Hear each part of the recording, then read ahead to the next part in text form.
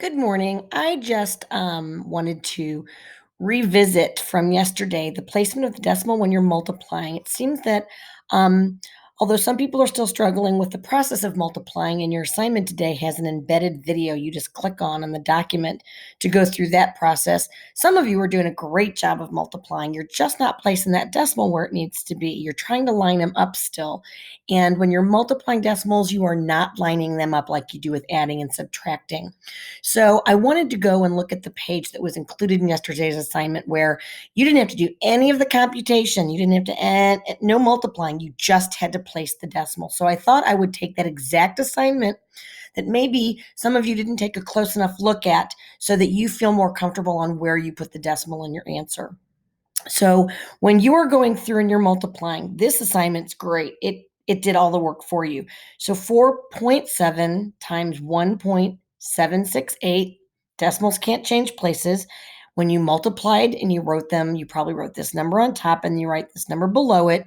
You do all your multiplying and you end up with the answer 83096. Now, where does that decimal go? Well, when you put these numbers in a problem, they're not going to line up. The decimals aren't going to line up. In fact, I told you, ignore the decimals. Pretend like they don't even exist. Don't even put them in the problem until you're done doing all of the work. Then when you put them in your problem, you just need to count how many digits fall to the right of the decimal in both numbers in your problem. So I can see that 7 is 1, 7 is another, 6 and 8. Those are 4. 1, 2, 3, and 4. 4 digits fall to the right of the decimal in my problem. Therefore, 4 digits need to fall to the right of the decimal in my answer. Therefore, the decimal would go in between the 8 and the 3. It was literally a matter of counting. Let's go to the next one. I've got 1, 2, 3, 4 again. So I'm going to count over 1, 2, 3, 4 again, and I put my decimal. Look at number 3. There are no decimals. There are no numbers to the right of the decimal in here. So there's 0 and there's 2 over here.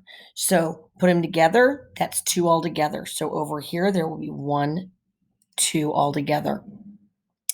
Over in number 4, there are 1, 2, 3, 4, 5 digits to the right of the decimal in my entire problem. Therefore, there need to be 5 in my answer. 1, 2, 3, 4, 5. Okay, see there's 5 digits to the right of my answer. Over here, 1, 2, 3 combined. 1, 2, 3. Over here, 1, 2, 3. 1, 2, 3. Over here, 1, 2. 1, 2. Again, there's only 2. Again, I go over 2. Now, sometimes the decimals line up just by accident in the problem, and it just feels natural to just move that decimal down. If there are just 2 digits to the right of the decimal in the problem, you need to have 2 digits in the answer. So I know that was a very common mistake that I noticed in your work. So remember, you count how many places are to the right of the decimal in the problem, and that's how many there should be in the answer. I'll do a couple more. 1, 2, 3, 4, 5. So there needs to be 1, 2, 3, 4, 5 to the right in my answer. Over here, 1, 2, 3, 4.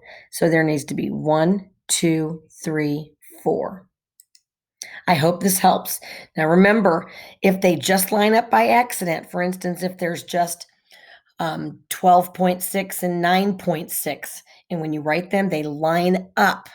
There are still, if you count 2 digits to the right of the decimal in the problem, therefore there needs to be 2 digits to the right in the answer.